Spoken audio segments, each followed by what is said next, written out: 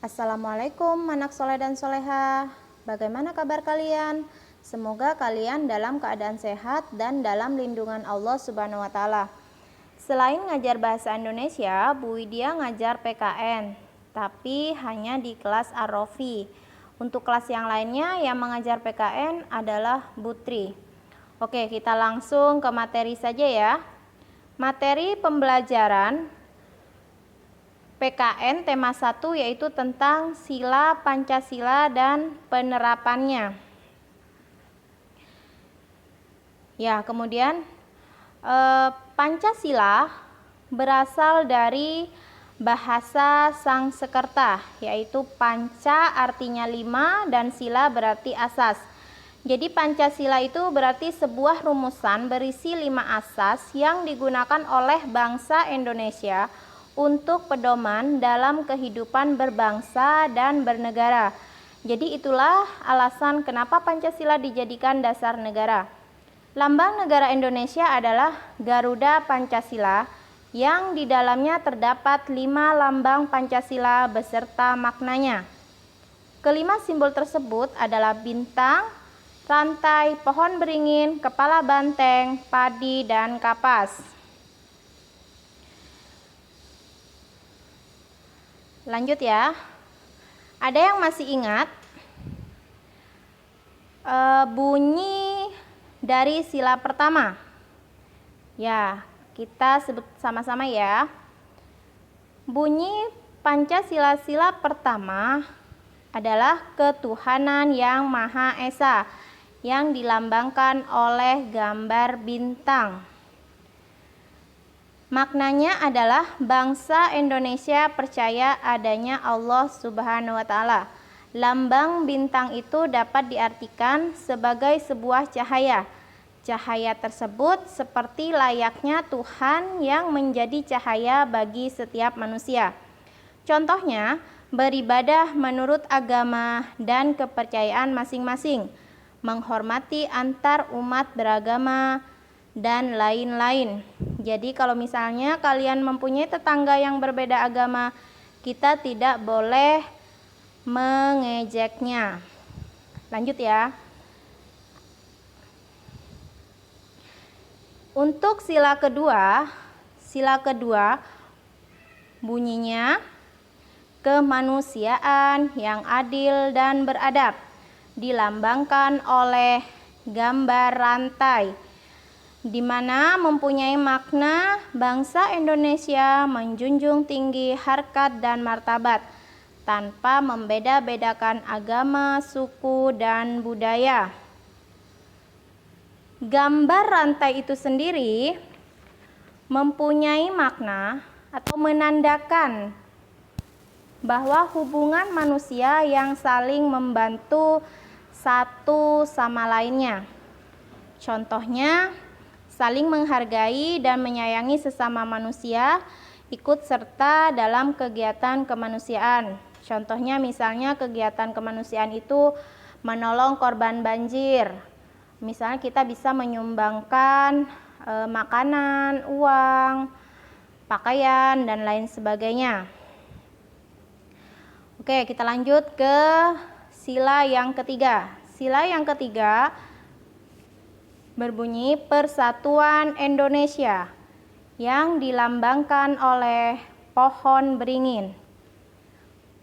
Mempunyai makna seluruh bangsa Indonesia menjadi kesatuan yang utuh. Jadi pohon beringin itu kan mempunyai akar yang menjulur ke bawah, diartikan sebagai tempat berteduh. Artinya Pancasila sebagai dasar negara diibaratkan sebagai peneduh bangsa Indonesia untuk berlindung dan merasa aman, walaupun memiliki berbagai latar belakang yang berbeda. Contohnya, berteman dengan siapa saja. Kita tidak boleh memilih-milih teman, meskipun teman kita miskin, jelek, dan lain sebagainya. Mendahulukan kepentingan umum daripada kepentingan pribadi.